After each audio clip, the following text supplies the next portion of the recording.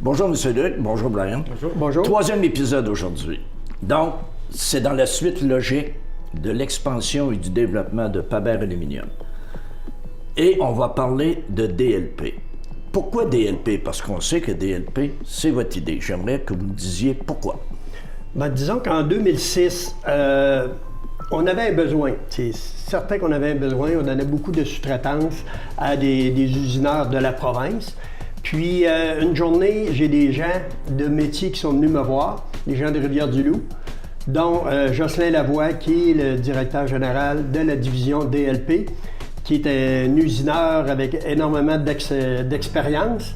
Ils sont venus me voir pour dire on aimerait s'associer avec Paber pour avoir un atelier d'usinage. Nous, on a dit oui, le timing est super bon. On a dit j'ai un petit espace dans le bâtiment. C'était vraiment un espace laissé à l'abandon. Un garde-robe, pas trop grand. Oui, c'est ça. Et là, on l'a rénové. Puis de façon qu'on puisse rentrer de la bonne équipement tout de suite dans la division DLP. Puis à ce moment-là, ça vous permet aussi un meilleur contrôle de votre qualité. Parce que quand vous faites faire des trucs à l'extérieur, il y a un suivi à avoir, puis tout ça, puis des fois, quand tu contrôles, quand tu as une intégration verticale, tu t'assures de meilleurs résultats aussi. C'est que le temps de réponse est très, très rapide. Ils ont une question, ils appellent, 2 minutes après, les ingénieurs ici peuvent être traversés, aller régler le problème directement sur le fait, puis on ne perd pas de temps. Parce que le temps, c'est toujours... de l'argent, c'est vraiment le cas ici. Les clients, ils nous ratissent toujours nos délais, donc il faut être vraiment efficace. OK. Alors qu'antérieurement, il y a un problème, tu appelles ton sous-traitant, qui appelle peut-être un autre sous-traitant, et ça finit plus, là. Oui. Puis, et là, tu peux avoir un effet domino, tu peux être dans le trou pour longtemps, tabarnouche. Je te dis que là, en intégrant ça, l'idée était géniale. Parce qu'on a 80 de l'usinage qui est fait ici chez DLP. On en donne encore dans la région de Roberval, dans la région de Drummondville, Saint-Georges. Il y a encore des usineurs, et Montmagny aussi d'ailleurs, mais on en donne encore à l'extérieur. Puis toi, Brian, quand tu es arrivé ici, 2008, là, vraiment dans tes fonctions, tu fais quoi avec ça, DLP, toi, là? Moi, je vois que c'est une valeur ajoutée qu'on peut offrir aux clients. C'est quelque chose de plus sur notre produit qu'on va distinguer, que le client, pour lui, c'est un casse-tête présentement, puis qu'on y offre une solution. C'est ça, le but, c'est d'offrir une solution au client, que ce soit de l'usinage ou les autres services qu'on offre. Donc, quand j'ai vu ça, qu'on avait de l'usinage, on avait de l'usinage avec une expertise, quelque chose qui était super bon. Que par avant, on avait certaines difficultés des fois quand on venait dans des produits très complexes, des fois avec la sous-traitance ou les étapes qu'on ajoutait dessus, que ce soit de la peinture ou de l'usinage, on avait quelques difficultés. Là, on avait un kingpin avec nous autres, excusez le langage, mais qui était capable de répondre à notre besoin et aux besoins du client. Donc, en voyant ça, moi, quand j'allais aux États-Unis ou chez les clients, j'étais capable de dire, OK, on peut vous offrir le casting qui est certifié, qui est tout inspecté, etc., avec la radiographie et tout. On peut vous offrir maintenant l'usinage, on peut vous offrir la mesure, on peut vous offrir de l'assemblage sur votre produit. Et ensuite, on a fait le traitement de surface et peinture. Donc, ça a été un outil de vente énorme. Les clients adorent ça.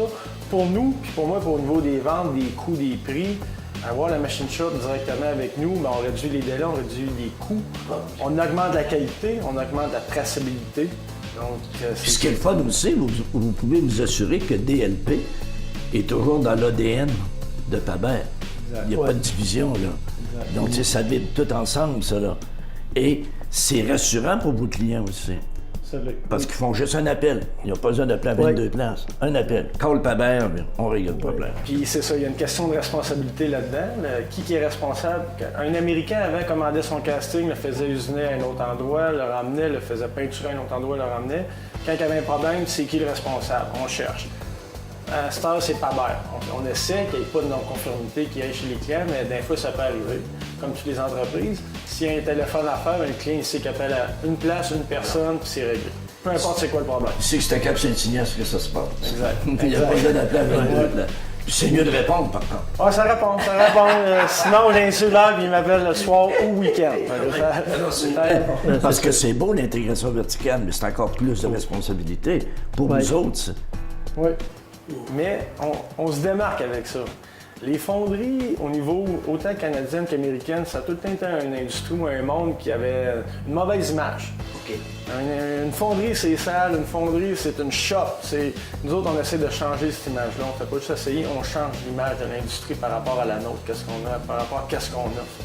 Une fonderie, ça peut être chic, ça peut être de classe, ça peut être bien organisé, ça peut être propre, ça peut offrir quelque chose qui se démarque. C'est ça qu'on fait ici, puis c'est ça la stratégie pour les prochaines années avec nos services. Non, c'est ça. Paber, c'est dans sa ligne, c'est dans son ADN, c'est d'être ça. Exact. Et de satisfaire au plus haut point. Bien, ça joint un petit peu les marchés qu'on vise. Dans l'autre émission, je parlais des marchés le médical, le militaire, l'électrique. C'est des marchés qui sont propres. C'est des marchés qui ont besoin d'équipements qui sont très propres, des laboratoires. Donc, si le supplier ou le fournisseur est tout croche ou il ne fournit pas dans la même lignée, bien, quelque chose ne fonctionne pas à ce niveau-là. Donc, si on s'adapte à ce marché-là, bien, on est capable de présenter quelque chose à leur image. Oui. Oui. Puis, DLP, on a toujours acheté les équipements à la fine pointe de la technologie. Ça a tout été des équipements neufs, beaucoup d'équipements qui viennent de l'Allemagne, des équipements qui font énormément de jaloux là, dans la province, parce que il n'y a pas beaucoup d'ateliers d'usinage qui ont des équipements tels que DLP. Quand que le besoin est là pour répondre aux besoins des clients de Paber, bien DLP, on s'ajuste avec ça, puis on achète l'équipement que ça prend. Parce qu'il faut être efficace. Il faut être meilleur que que ce soit les Européens, que ce soit les Allemands. Il faut être meilleur qu'eux autres. C'est pour ça qu'il faut mettre le maximum pour avoir de l'efficacité et la précision.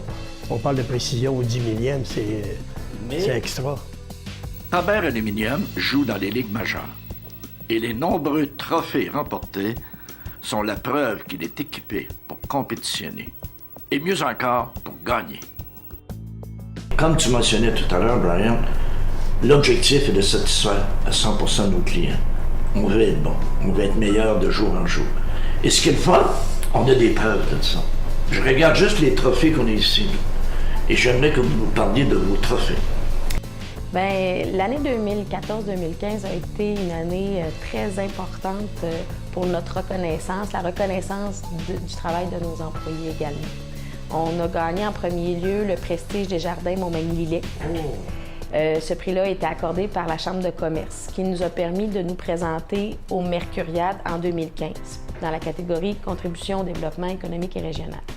On a été nommés finalistes, donc on était 3 finalistes dans la catégorie.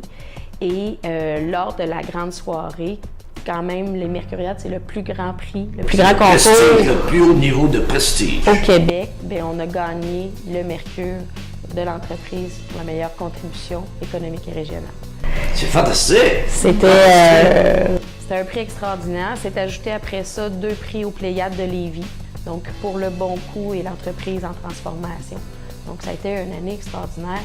Ces prix-là nous ont amené une visibilité au-delà de nos attentes parce qu'on a été choisi comme l'entreprise vedette pour inviter aux mises en candidature pour 2016.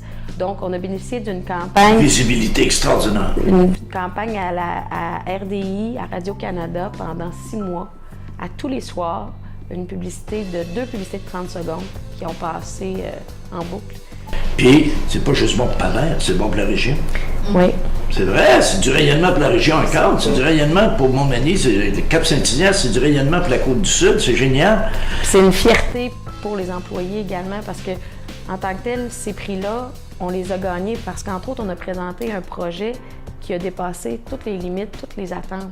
On a présenté un projet de pièces qu'on a offert des réductions de prix aux clients on a repoussé les limites du procédé.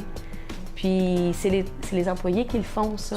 C'est ça. C'est pas arrivé instantanément, ça. Pas du tout. Là. Il y en a qui en ont mis des heures.